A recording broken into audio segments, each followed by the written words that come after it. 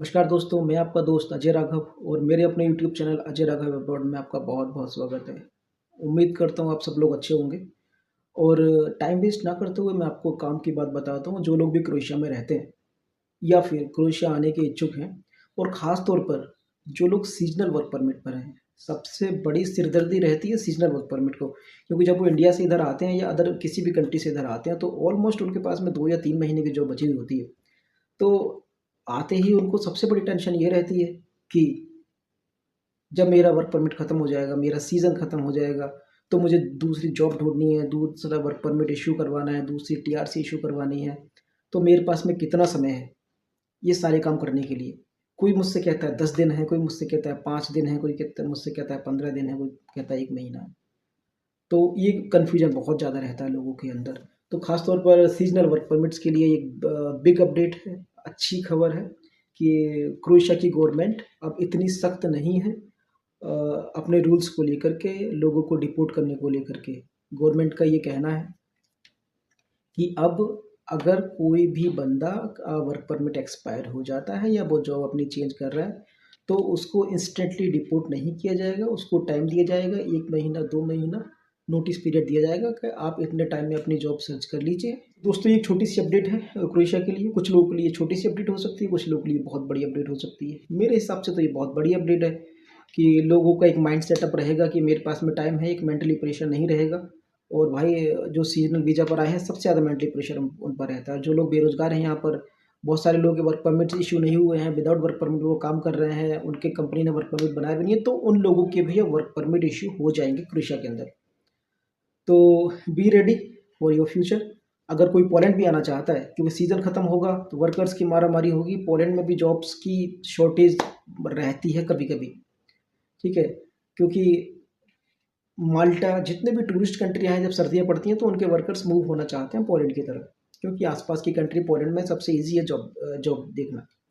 तो उस समय भी जॉब रहेंगी यहाँ पर, और आप चाहें तो वर्क परमिट के साथ भी इधर जॉब अप्लाई कर सकते हैं। वर्क परमिट हम इशू करवाएंगे। मैं आपको अपनी नेक्स्ट वीडियो में जॉब्स की डिटेल दूंगा। मेरे पास में डीपीडी वेयर हाउस है, उसकी 3 ब्रांचेस हमारे पास में है, जिसका काम हमारे पास है। और एक जीएलएस वेयर हाउस है, ठीक है, उसकी भी ब्रांचेस हमारे पास में है।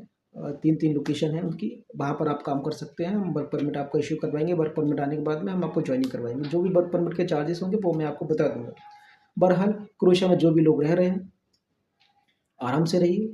जो लोग आने की सोच रहे हैं, आराम से आइए, क्योंकि क्रोएशिया ही एक सबसे सरल माध्यम है यूरोप में एंट्री करने का। तो जो लोग ऑलरेडी सेटल हैं क्रोएशिया के अंदर, जो लोग पहले से ही उनकी जॉब सेटल है, प्लीज़ जॉब चेंज ना करें। खास तौर पर आने वाले 2 महीने के बाद तो जॉब बिल्कुल चेंज ना करें।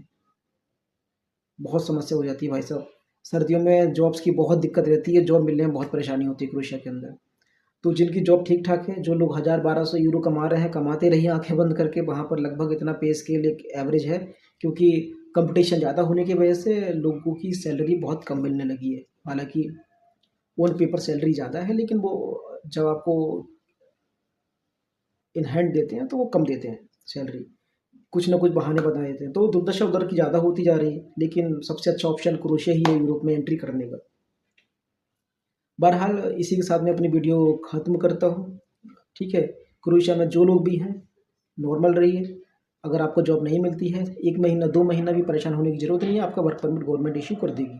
मिला कर के जो पुरानी स्थिति थी पहले क्रोएशिया में, तो वैसी ही स्थिति लगभग है। आपको कोई परेशान होने की ज़रूरत नहीं है कि यार कहीं मुझे कोई डिपोर्ट ना कर दे 10 दिन के बाद, 15 दिन के बाद, मुझे जल्दी से जल्दी जॉब ढूँढनी पड़ेगी। तो कोई पैनिक होने की ज़रूरत नहीं है। जो लोग भी सीज़नल वर्क परमिट पर हैं, क्योंकि देखिए अक्टूबर के बाद में जॉब्स की मारामारी होने वाली है। जो लोग भी क्रोएशिया में, मैं बता देता हूँ उनको, अक्टूबर के बाद में क्रोएशिया के अंदर जॉब ढूँढे से नहीं ढूँढे से भी नहीं मिलती है। अक्टूबर के बाद जॉब्स की मारामारी होगी क्रोएशिया के अंदर। हॉस्टल भरे हुए होते हैं, ये हमारी आँखों देखी की बात है।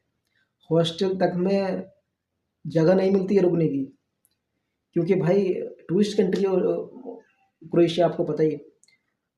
जॉब्स वहाँ पर गर्मियों के सीज़न में नहीं है, तो ज़ाहिर-सी बात है जब ठंड का सीज़न शुरू होगा तो साइट सीन सारे बंद हो जाएँगे। होटल्स, रेस्टोरेंट, उधर के जो सीन होते हैं वो सारे बंद हो जाएँगे। उस समय बहुत ज़्यादा दिक्कत होगी। तो आप प्लान करें, ठीक है? और अगर क्रोएशिया के अंदर भी प्लान कर रहे हैं तो अब आपको ऐसी कोई डरने की ज़रूरत नहीं है, ठीक है? क्योंकि गवर्नमेंट आपको डिपोर्ट नहीं करेगी। अगर आपकी जॉब चली गई है या कंपनी ने आपको निकाल दिया है या आपका वर्क परमिट एक्सपायर हो गया है और आपको जॉब ढूँढने में 1 महीना भी लग गया है या 2 महीने भी लग गए, तब भी गवर्नमेंट आपको डिपोर्ट नहीं करेगी। आपको भरपूर समय दिया जाएगा।